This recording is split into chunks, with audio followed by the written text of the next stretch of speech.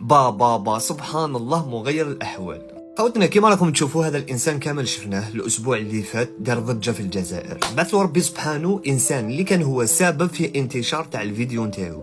موراها خوتي باسبوع يبعث له ربي سبحانه انسان واحد اخر مولاخر، بدل له حياته 90 درجه. جابو يخدم عنده في المصنع، كالي شارب بايت كلش، متكفل بجميع صوالحو. سبحان الله مغير الاحوال.